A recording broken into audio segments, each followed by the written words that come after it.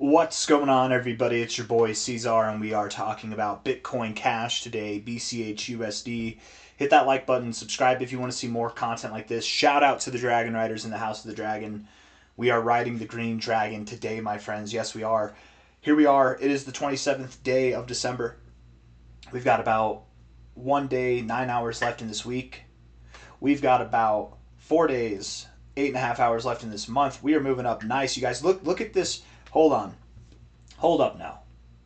I'm not even going to do the standard rendition. We're just going to jump into it right away. Look at what we're doing. Right?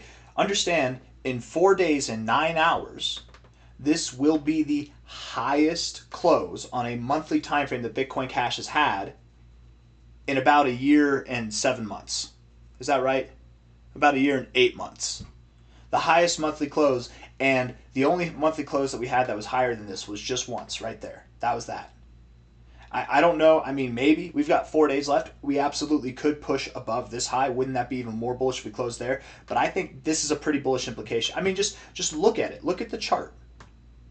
Look at the chart with your eyeballs and just tell me what you think logically. Or maybe don't tell me. I'll tell you. How about that?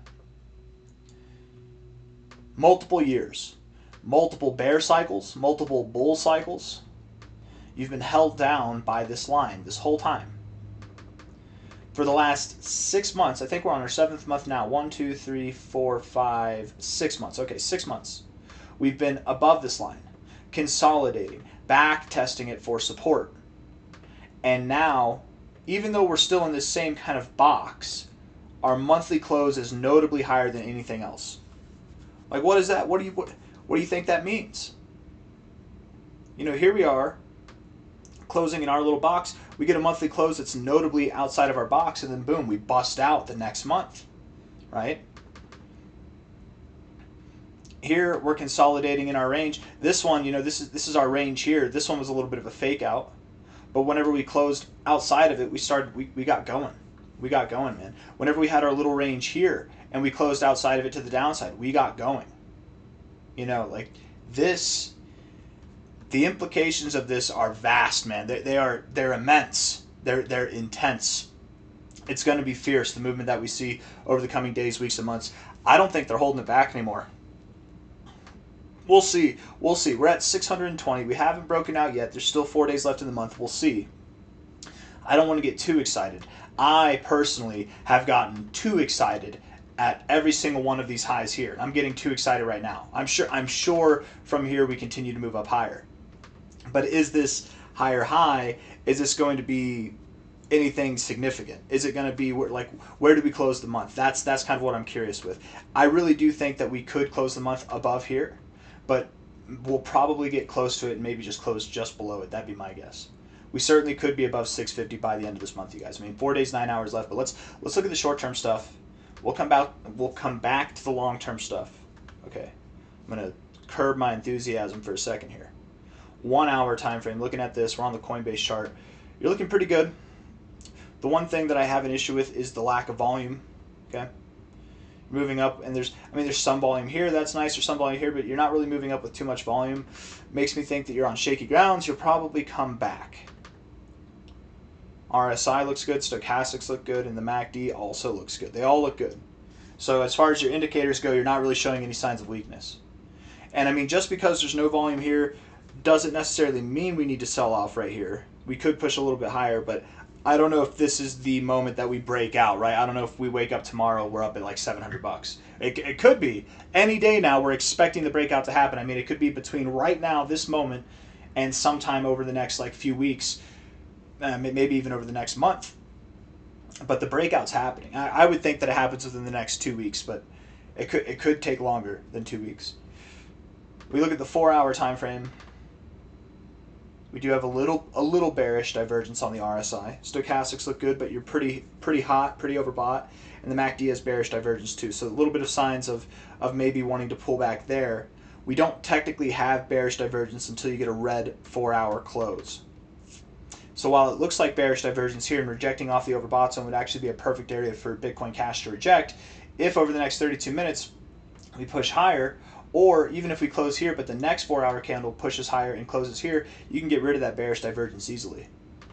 I'm not making any preemptive moves off of this. It wouldn't be crazy to expect a little bit of a pullback from here, especially with the lack of volume, but I wouldn't be going short here. I'm definitely not selling any Bitcoin Cash here. I mean, this is the moment where we, if anything, you buy. You buy out of fear, not out of fear that it could pull back, but out of fear that you might miss the train, man.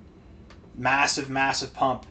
It's going to make Zcash's pump look pathetic, just because of the sheer market cap dominance that we're going to grow to in the crypto space. Looking at this on the daily time frame, zooming back out here, we bounced right off the 50. You've maintained your higher lows, more or less maintained your higher lows. You did break this trend a little bit, but now we're getting stronger readings. I did theorize here, once we pulled back, I did theorize that the next attempt would likely get us into the overbought zone. And that attempt, getting overbought, is likely what breaks us free of this range here. Which that means we will break free of this range here. Which that means we will break free of this range here. Right? It's all dominoes. And a very, very, very large domino falls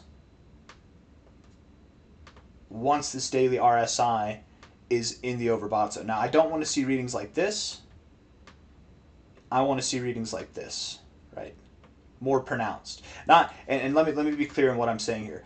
I'm not saying this low versus I want it to get super high, not like that. I mean, I want to see gaps, right? I don't want to see just like a little dot of orange up here. I want to see gaps in the space because we've spent so much time up here. What do I mean by gaps? I just mean like if we're looking here, there's like a giant gap right here, right between this line and this line. There's all this space right here because of how much time we spent up here, right? I don't want this in and out. I don't want this in and out. I want gaps. I want there to be a black space, a void, because we've been so bullish. We've gone up. I don't care if we're not even this high. If we're just here, but we're doing stuff like this, that's fine. I want a gap in our overbought zone and our RSI, the oscillator.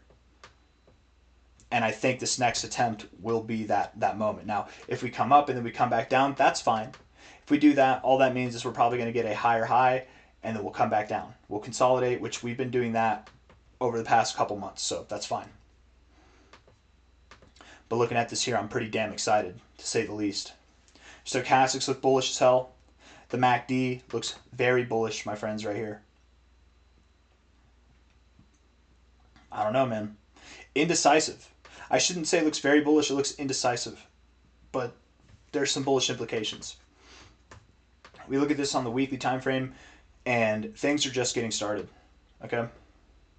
We do our best work when the weekly RSI is in the overbought zone. If and when we break away from this zone, you best believe we're going to be getting overbought.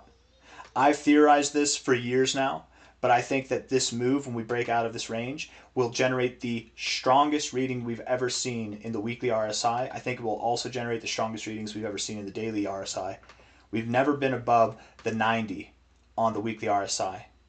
But I think that this next move, this move that we're going to get is going to take us above there. We're set up, man. We're set up in the most spectacular way. You will not... I spend so much time reminiscing. I spend so much time like focusing on this long-term chart and preaching because, my friends, I'm telling you right now, just as somebody who's been... I look at this shit daily, right? So do you probably. Even more so to like make the point stick. You don't see this happen. You might see this kind of formation along, trend line down. You kind of slowly build up to it instead of rejecting. Now you're doing something different, so that gets you a little bit excited. You might break hook and go like this. You might see this set up on shorter time frames every now and then, but still it's rare. But to see it across something that's been going on since 2017, like all this time, multiple cycles, a lifetime has gone by. New generations have been born. This kind of setup doesn't happen often. It gets me all nostalgic. It gets me all philosophical because this is something to relish in. We will not see the likes of this.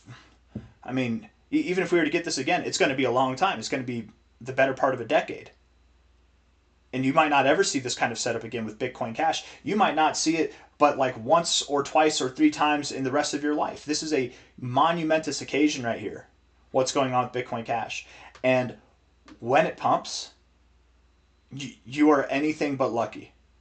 If you've prepared, if you've bought, if you're sharing the same thoughts that I have with Bitcoin Cash over the past, I don't know how many years now, you're not lucky. You're patient, you're strategic, you're tactical, you made the right choice, the logical choice. And Bitcoin Cash is that choice. I got nothing else. Hit that like button, subscribe. Thank you all for being here. I literally have to restrain myself from selling everything, all my cryptos and everything, to just put it in Bitcoin Cash, because because I thoroughly believe Bitcoin Cash is on the precipice of breaking out, but you just can't put all your eggs in one basket. With that being said, if there's one coin to go maxi on, Bitcoin Cash would be it for me. But no, that does not mean I'm selling all my coins for Bitcoin Cash. It just means if there's any coin that I actually consider doing that for, it's this one. And there's a reason behind that. It's not the thought of doing it. That's not what I'm trying to promote. It's the reason why. $620 now. Whatever Bitcoin has achieved, Bitcoin Cash will achieve. Bitcoin Cash will one day be worth $1 million. Just like Bitcoin will. Bitcoin Cash, I think, it might be the only crypto in the whole ecosystem that actually has the potential to flip Bitcoin by market cap dominance. Maybe stable coins, maybe.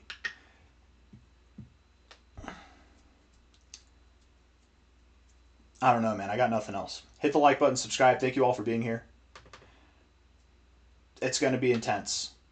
And even though we're well prepared for it, I have a feeling there's going to be a lot of us who are going to be like, why didn't I buy more? Why didn't I buy more? So I'm just here screaming into the void. Yes, even at $620 saying, buy more. Just buy some.